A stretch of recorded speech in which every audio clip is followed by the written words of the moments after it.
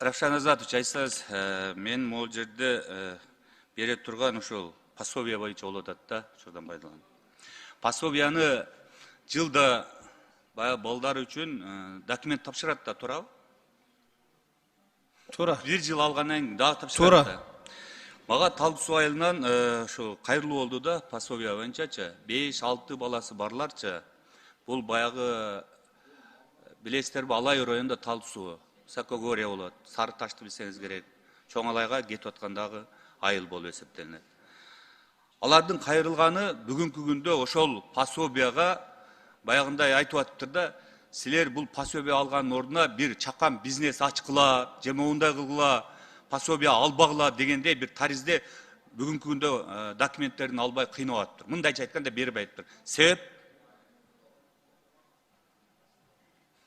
Жооп бересиздерби? Урматтуу Бекмырза Аскарбаевич, бул даттануучуларды сиз контакттарын берсеңиз, почему? Потому что бүгүнкү күндө мен жаңы министр катары келип, улучшение адресности жана мурдагы коррупционный проявленияларды жок кылуу боюнча, бүгүнкү күндөгү жанагы лыжа афганистер боюнча, бүгүнкү күндө жанагы көп балалуу үй бүлөлөр, бирок доходу көп жана аз камсыз болгон үй бүлөлөр боюнча, башкалар боюнча жумуштарды жалпы республика боюнча бүгүнкү күндө алып баратабыз да.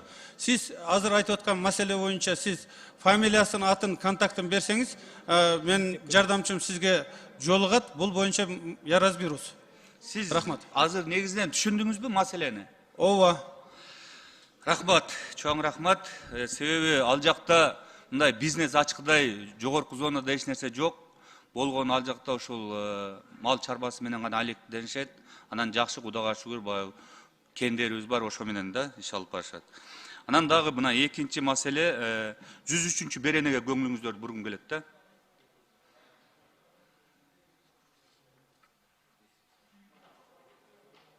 Айтсаңыздар ушул боюнча ким?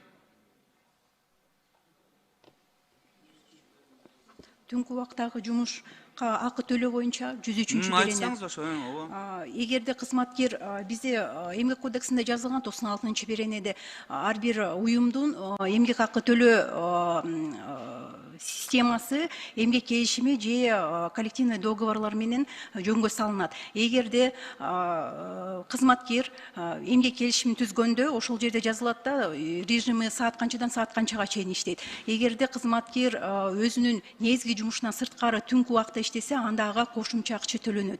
Эгерде ал кызматкер только түнкү убактага иштегенге жумушка алынса, анда ага төлөнбөйт. Бул Рахмат, мен тактайын дегенимде, бул бүгүнкү күндө билесиздер да, өндүрүштө мисалы үчүн азыр түнү менен иштегенге туура келет, туурабы? Мына теплоснабжение, ошол эле тазалык, же болбосо суу чарбалары, ошол түнү эсептегенде ошолордун маяналарына ошону кошсо болобу, жетекчи ушул берененин негизинде? Ошондо мүмкүнчүлүк болобу?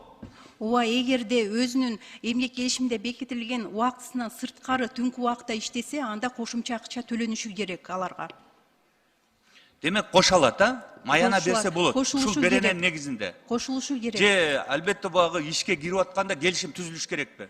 Ишке кирип атканда келишим түзүлөт, ал жерде саат канчадан канчага чейин иштейт, негизги жумушунун убактысы көрсөтүлөт жана эмгек маянасы көрсөтүлөт. Эгерде ал ошол жерде көрсөтүлгөн жумушунан сырткары түнкү убакта иштесе, анда ага кошумча акча төлөнүшү керек эмгек акысына.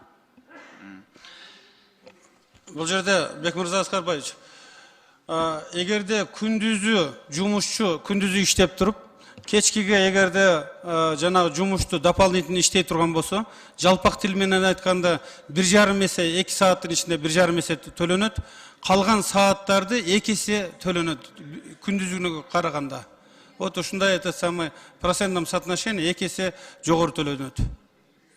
Рахмат. Демек, жанагы ишканаларда мүмкүнчүлүк бар экен да. Эгер баягы иштегендерине карап төлөмдү кылса боло берет. Рахмат. Тактап алышты, мен оюмча жетекчилер угуп атат азыр коомчулукта эле. Андан сырткары могул эң көйгөйлүү могул маяналарды ким коет? Больницаларда, бала бакчаларда, мектептерде баягы, мисалы больницаларда санитаркалардын айлыгын, белки мектептерде техничканын, бала бакчада лянканын айлыктарын ким коет? Урматтуу Маяна. Бекмырза Аскарбаевич, муну министрлер кабинетинин токтому менен коюлат да мунун бардыгычы. Бюджетти мына өзүңүздөр карайсыздар, бул жерде бюджетке бөлүнгөндө ошондой статья, жанагы заработная плата деген статья бар. Ошонун негизинде ар бир жана министрлик ведомство министрлер кабинетинин төрагасы менен утверждать этип, бул айлык майналар коюлат. Ошону ушул жака киргизсе болбойбу? Мыйзамдар мына өзгөртүп атабыз го. Мисалы үчүн эң оор жумуштарды ошолор аткарат чынында. Бүгүнкү күндө алар майналар белгилүү да. Болбогон сумманы алышат. Саламатсызбы, Бекмырза Аскарбекович, Мухтарбек Баймырзаев, эмгек министринин биринчи орун басары. Эмгек майналарынын өлчөмү ошо министрлер кабинетинин токтому менен бекитилет. Бул токтомдо ошо Минздрав менен биргеликте ошо өлчөмдөрү эсептелинип белгиленет. Ал эми сиз айткан боюнча эмгек кодексинде бул жалпы эгерде оор жана зыян келген жумуштар иштеген болсо, ошо жалпы жазылган ошого дагы доплаталар төлөнөт деп.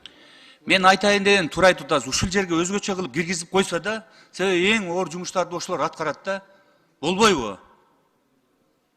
Именно оор жумушта иштей турган жумушчулардын өзүнчө тизмеги бар. Бул тоже кабинет министринин токтому менен бекитилет. Жана да биз белгилеп кеттик, дагы ушул жаңы эмгек кодекси кабыл алынгандан кийин ошол аны дагы жаңыртабыз биз. Мүмкүнчүлүк болотпу? Ооба, эгерде оор шартта иштете турган боло турган болсо, алар ошо тизмеге киргизилет. Эми оор экенин баарыбыз эле көрүп турбайбызбы? Бүгүнкү күндө ал маянага эч ким жашай албайт да. Туурабы? Эми жетекчи менен эң акыркы баягынын ошону мындай ошого ылайыктап көтөрсө болот го. Же ушул жерге киргизсеби? Бекмырза Аскарбекович, биз саламаттык сактоо министрлиги менен биргеликте иш алып барып көрөлү. Рахмат, негизинен колдойбуз, анда сунушубузду берели. Биргеликте айтасыз. Рахмат, чоң.